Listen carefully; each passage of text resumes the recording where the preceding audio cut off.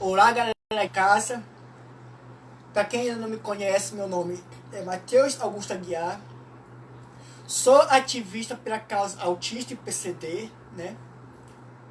Sou um dos poucos aqui na região de Santarém, Baixo Amazonas, né?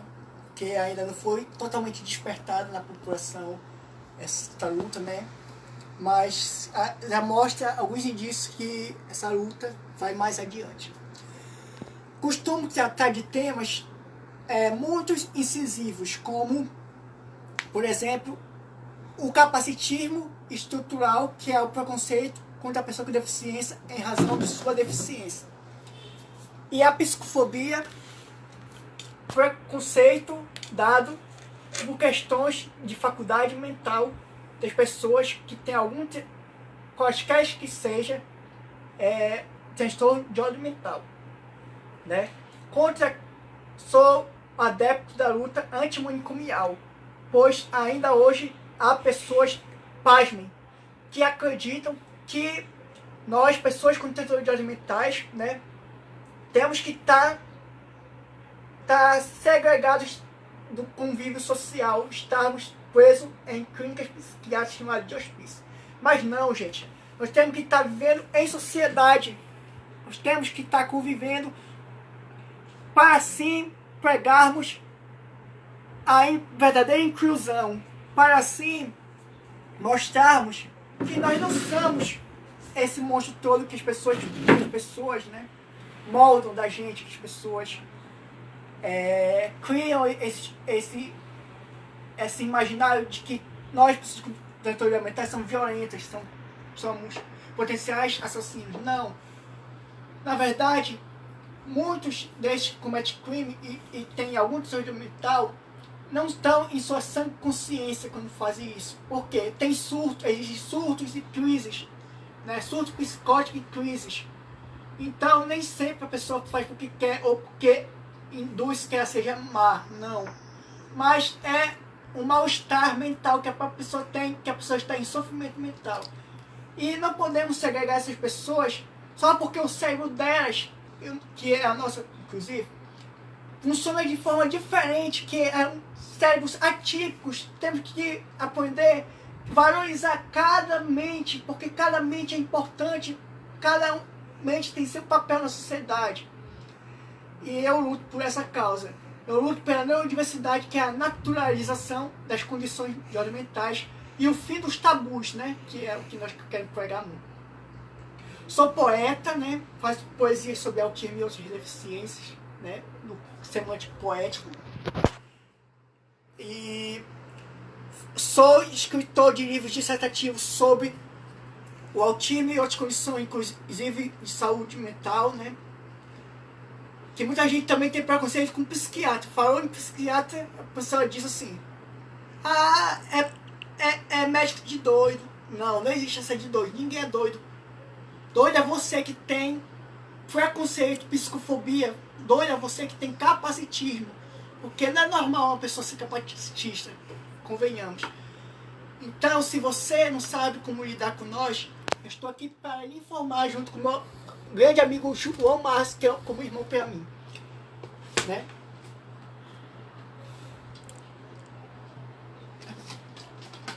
Então, eu luto por essas causas.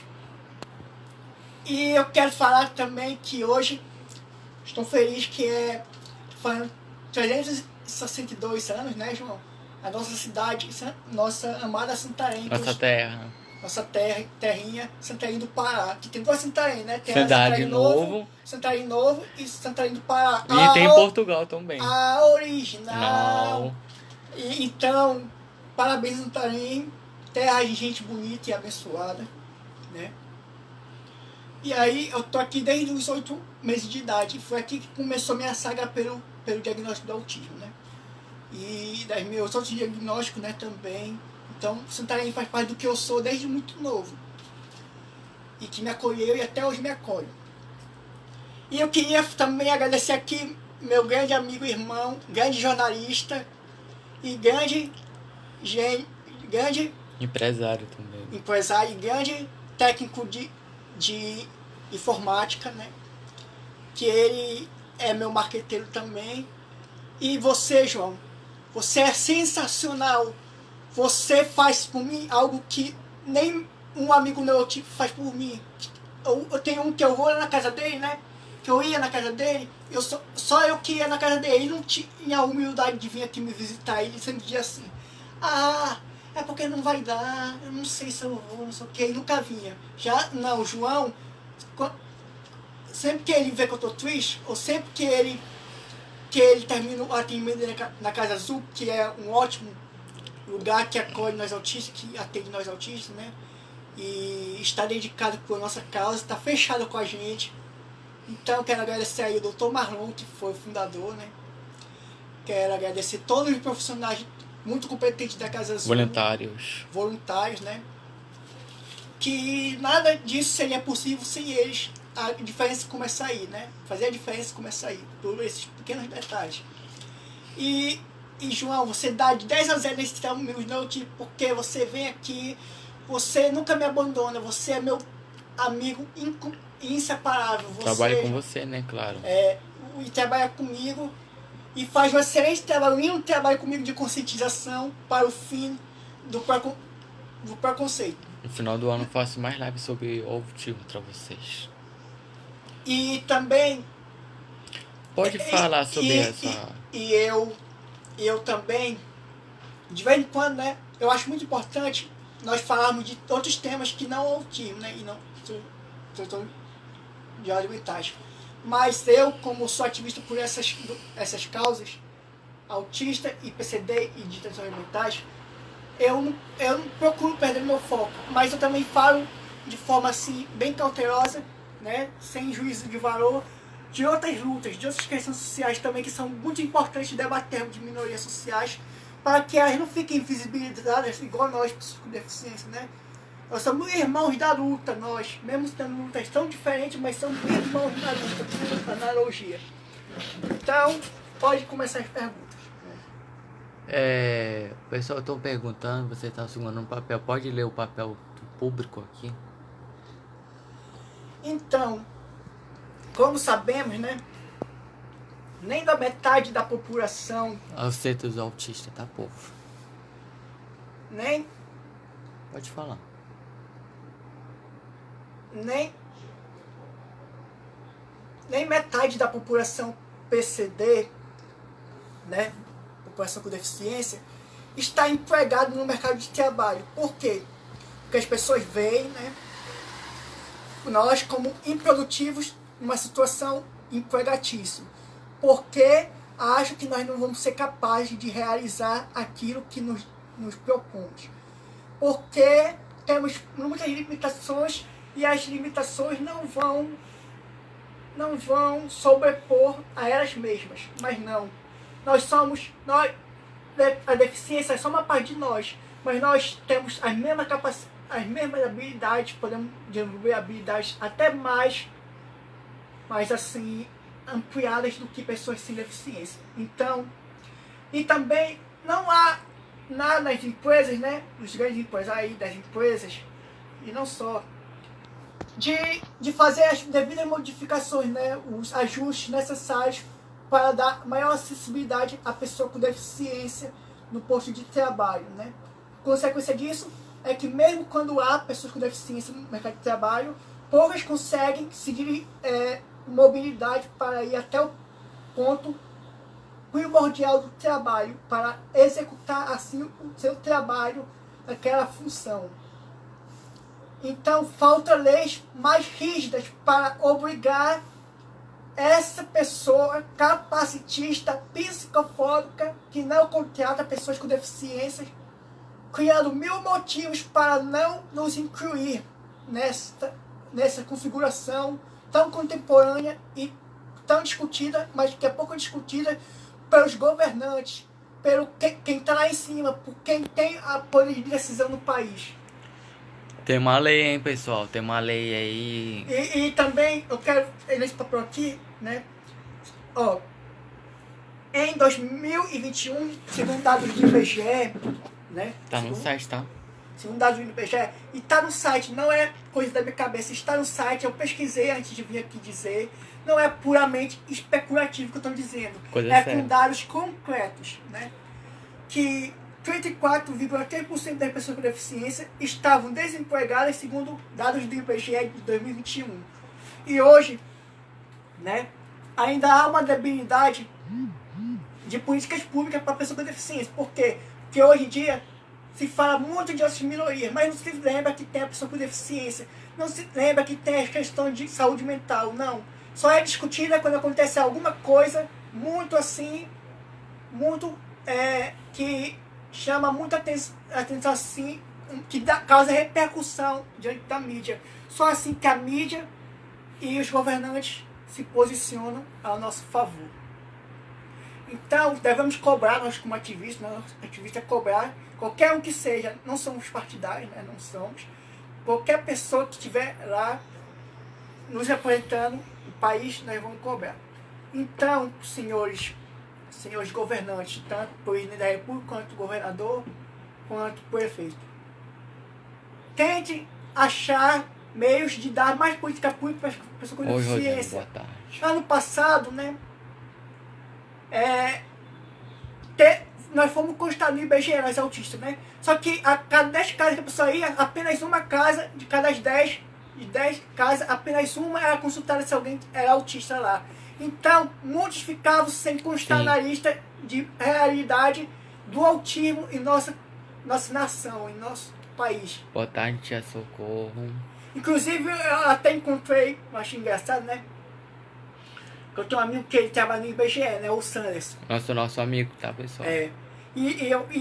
Eu em tom de brincadeira, né? Mas falando sério, eu disse pra ele sobre esse detalhe, né? Do ano passado.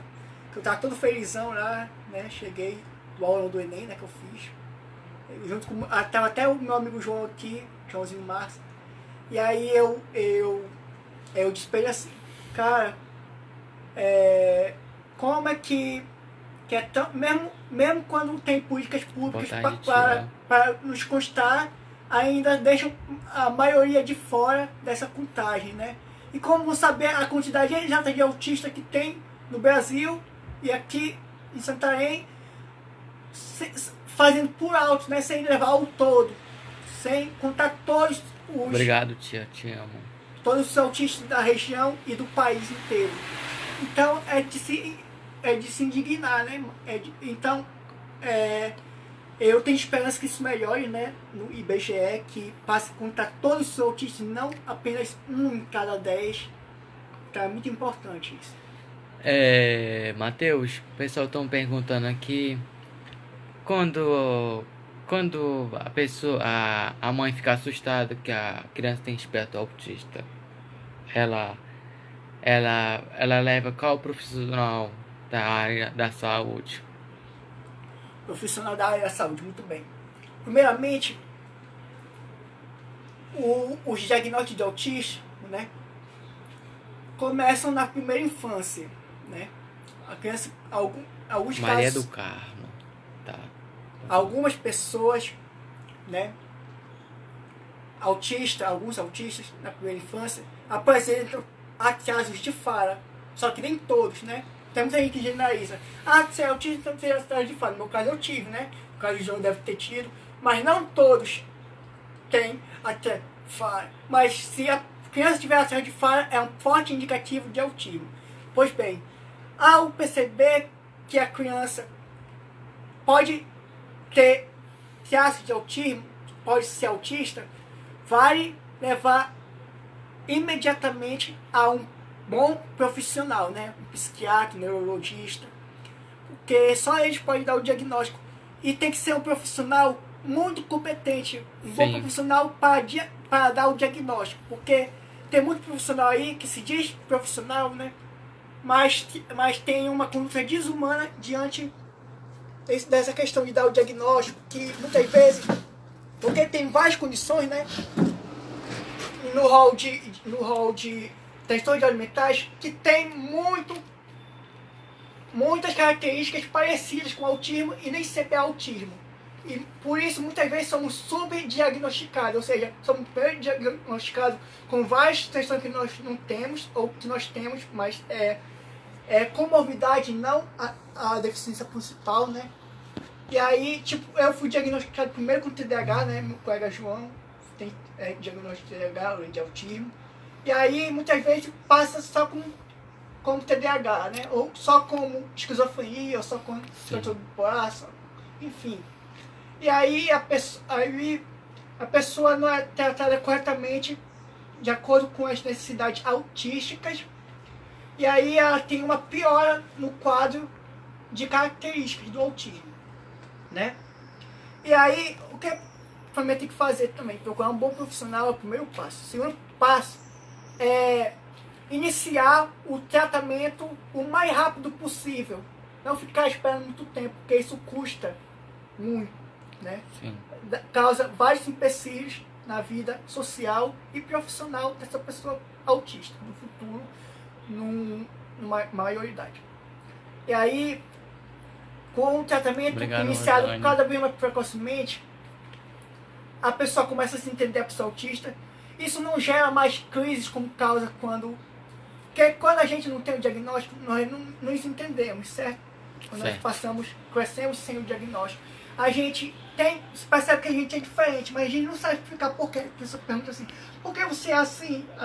Nós não sabemos responder, né? Porque nós temos aquele comportamento. Mas quando há um nome para isso, e nós sabemos qual é o nome para isso, fica muito mais fácil nós podermos explicar para as pessoas o que se passa em nossa mente. Entendeu? E nós não temos crises existenciais, que eu tive crises existenciais muito fortíssimas quando eu era mais novo, e até hoje eu tenho, né? A questão emocional para mim é muito marcante. Matheus, por que o pessoal está perguntando, por que uma criança autista ela é rejeitada na sala de aula? Primeiramente, né, é a falta de informação que chega, porque hoje, né, foi até tema do Enem, né, um tempo desse, eu não fiz, mas eu ouvi nos aulões do Enem, sobre como é desigual a distribuição de tecnologia, né, e ainda mais tecnologia da informação. Então a informação não chega para quem mais precisa, chega para aquele lá, pra grande elite, que pega a informação e distorce a seu benefício e critério. Então, muitas pessoas que não têm a informação adequada, né, e reproduzem preconceito porque foi assim que foi ensinado para elas. Às vezes a própria cultura daquele país, daquela cidade, já é algo que gere aquele tipo de pensamento. E a pessoa não trabalha, né, não tem a informação do lado. Então se torna cada vez mais um inimigo nosso a falta de informação, né? Mas a pessoa sem informação não pode se dar o direito de se ocupar a desinformação, porque muito é da desinformação, tá? Mas uma metade desse preconceito é da própria pessoa, é da índole da pessoa tentar mudar, fazer a diferença, da pessoa não ficar julgando sem conhecer, procurar entender um pouco mais do que se passa na mente da outra pessoa, tentar se colocar no lugar da outra, chamada empatia. Então, é muito importante darmos informação a todos e não de forma distorcida, como tem sido nas últimas décadas. Matheus, qual é o seu grupo? Eu hoje... Como assim? Seu grupo do Facebook? Não tenho grupo do Facebook, mas eu tenho... A página dele. Blog. Eu tenho o blog. É Autisvista, o autismo e as deficiências. E também tenho o Autisvista no Instagram. E também, ainda voltando na questão até do começo. Mas estou recapitulando. Ah, tá, me lembro aí. Eu não vou citar nomes, mas há um tempo atrás teve um político que tentou sancionar, né, uma lei chamada rol taxativo, que desobrigava a planos de saúde, a prestação de serviço por alguns tipos de tratamento de saúde mental, né, e de outras doenças, que se faz muito importante para nós autistas, como fonoaudiólogo, né? Já que a maioria de nós, inclusive eu e o João, temos estudo de fala, né? Mesmo que leve. Terapeuta ocupacional, terapeuta cognitivo comportamental, ecoterapia, musicoterapia, certo? Se não tivesse tido uma repercussão grande e mães de autistas não tivessem recorrido lá, fazendo aqueles processos todos em prol da causa, não teria revertido isso. Não teríamos mais psicólogos, não teríamos mais psiquiatras, neurologistas e ninguém para cuidar das questões sensoriais, nossas questões sensoriais e as questões de pessoas com outros tipos de deficiência, assim, não só a psíquica, mas tipo imunológica, né? Imunológica, que também configura deficiência. Então, foi muito importante ter prevalecido o rol exemplificativo, né?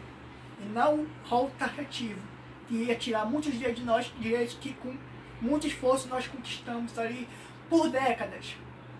E ia ser colocado à prova naquele que foi um dos piores anos que teve. Já vou despedir aqui do povo. Fale de novo seu redes sociais, já vou encerrar aqui a live. Autisvista, o Autismo e as Deficiências no Facebook e o Autisvista no Instagram. Mas antes eu quero citar uma coisa que eu achei muito, que eu fiquei muito feliz, né? A TV Tapajós, que é daqui da nossa região do Baixo Tapajós, né, isso também, era essa semana, né, e acabou hoje essa série, né, sobre a ansiedade, que tenta desmistificar temas relacionados à ansiedade, que diz respeito à ansiedade. Por exemplo, tem muita gente que pensa assim, mas isso não existe, é frescura. Não, gente. Nós autistas também temos. A ansiedade, questão de ansiedade existe. E às vezes é incapacitante. Eu mesmo tenho ansiedade, para mim é muito incapacitante. Então, quando você vê alguém com ansiedade, não ignore ela. Tente compreender ela, o que se passa na cabeça dela. Sabe que aquela agitação não é porque ela quer, é porque a mente dela está muito acelerada. Então, tente entender o próximo, não julgue, apenas respeite e dê muito carinho a essa pessoa. Muito obrigado. Tá, tchau do povo. Obedece. Tchau, pessoa! Não, fala sério, Matheus. Mas eu tô dizendo sério. Tá. Fala assim, obrigado pelo convite. Você fez meu melhor me ensinar tal, entendeu? Quero agradecer mais uma vez você, João. Você que é muito... Você que assim como eu, né? Você é comprometido com essa causa, né? Você que sente na pele os preconceitos, né? Ainda mais no ambiente escolar. Eu que já sofri em ambiente escolar, então... E eu acho assim, às vezes há mais que vem por bem, né? Se eu nunca tivesse sofrido preconceito, talvez hoje eu fosse uma pessoa que cometesse preconceito, né? Ou talvez eu não tivesse iniciado a luta. Porque a luta é um reflexo do que a gente passa, que a gente não quer ver as outras pessoas igual que são dos nossos passarem por aquele mesmo problema, né? Que muitas vezes não é discutido, é invisibilizado pela sociedade.